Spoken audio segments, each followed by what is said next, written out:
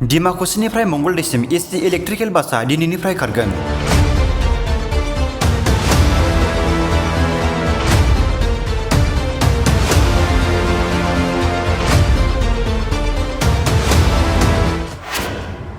बेखेवना होबाय आसामनि हान्थामेला बिफाननि मन्थ्रि चरण बर'आ।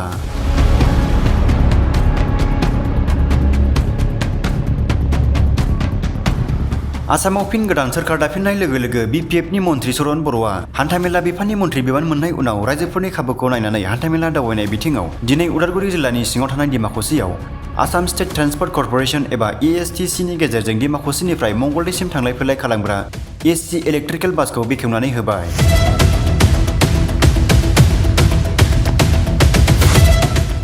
ओनसोलनि रायजो राजाफोरा बे बासनि गेजेरजों गोरलैयैनो थांनो फैनो खाबुनि राहाखौ मोनगोन।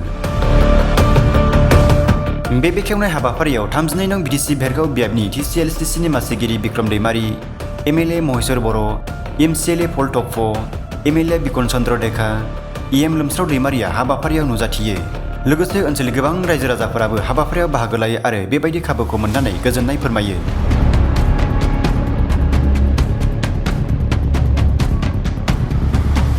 गिबियावनो जोङो बिटिसिनि मुरब्बी अर्थात हाग्रामा महिलारि सारखौ धन्यबाद होनांगोन। बिथाङा आसामनिनो मन्थ्रि अर्थात जोंनि बिपिएफ दोलोनिनो बिजाति चरण बर' सार, बिथाङा दिनै ट्रेन्सपर्ट मिनिस्टार।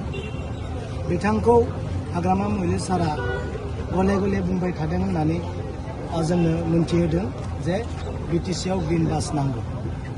दा हाग्रामा महिलारि सारा बुंनाय लेखायै दिनै 1 मासनि गेजेरावनो बे बिटिसिआव ग्रिन बासनि जोंहा जुरिजेननाया जाबाय।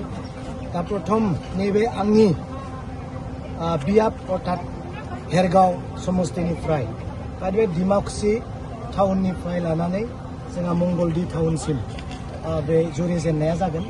बेनिखायनो आङो समस्तिनि सासे मुरब्बी हिसाबै आङो हाग्रामा महिलारि सार आरो चरण बर' सार आरो लोगोसे जेसेबां जोंनि मिनिस्टारफोर दङ, लोगोसे जोंहा हिमन्त बिश्व शर्मा सार, बिथांनि सिङावनो थानाय जोंहा चरण बर' सार, बिथांमोनखौ आंनि गोसो गोरबोनिफ्राय समस्ति जानानै साबायखर बावदों। आरो आं रायजोखौ खावलायनो हास्थायगोन जोंनि जिथु ग्रिन बास बेखौ गोबां जोथोन आरो आदर लानांगोन। बे जोंनि सम्पति, बेखौ जेन पाब्लिकआ जोंनि रायजो राजाया गोदाव सोराव जेन खालामा, मोजाङै जोथोन लायो। मोजाङै जों गावनो जोथोन लाब्लासो बेखौ जों मोजाङै मेनटेनेन्स खालामनो हागोन। बेखौ आं रायजोनि सिगाङाव खावलायबाय। आरो बिब्दिनो जोंहा खोथा होबावदों जोंहा साहा ओनसोलनिफ्राय ओरै खैराबारि जानानै नामखला जानानै बायहाटासिम थांनाय लामायाव ग्रिन बास होनायनि खोथा जोंनो खोथा होबावदों। बियो निस्सय जागोन। जोंहा जोंनिनो मिनिस्टार जिहेतु ट्रेन्सपर्ट मिनिस्टार दङ, बियो सिरिबाङै जालांगोन होननानै जोंहा फोथायनाय दं।